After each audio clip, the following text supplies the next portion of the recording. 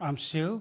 I served in the United States Navy in 1971 and 72 in the Gulf of Tonkin.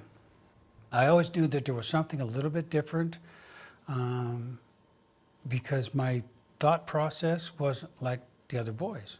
I had to pretend to be a guy, and I called it, as I grew up, I called it wearing my man suit.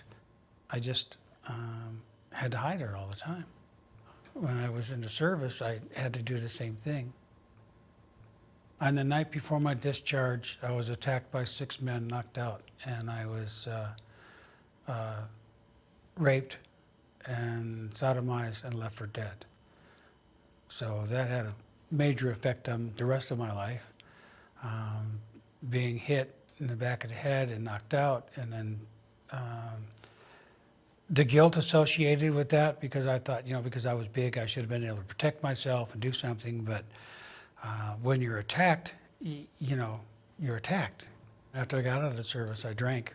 I drank a lot. It helped me to disguise. It helped me to try to forget. I couldn't function anymore. I had no pride anymore. So it got to that point where I couldn't live. I didn't want to live.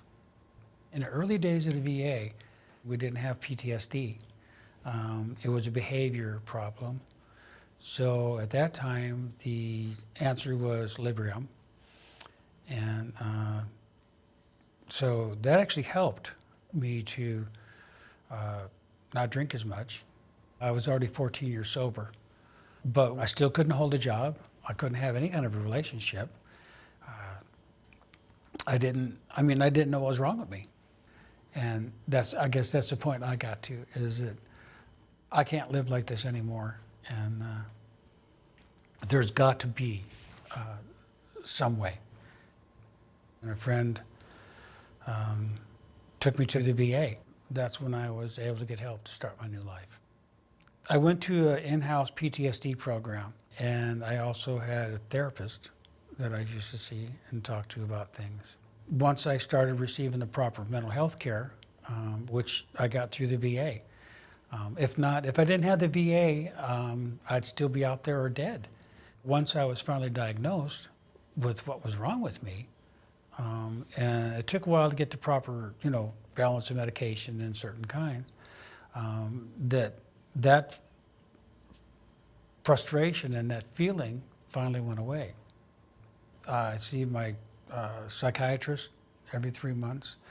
I have access to my social worker, who I talk to on a regular basis. And if I'm not doing good, I found out that the VA had transgender support groups. We can talk about issues, different things that people are going through, the fear of doing a lot of things. So there's somebody available at any time. I am free. I'm free to be who I am. And it took a long time to get here. If you're tired of living like you're living, there is help. You don't have to have this pain. You don't have to carry this alone. There's thousands of us out there. The help is there, and the VA has come a long, long way in helping.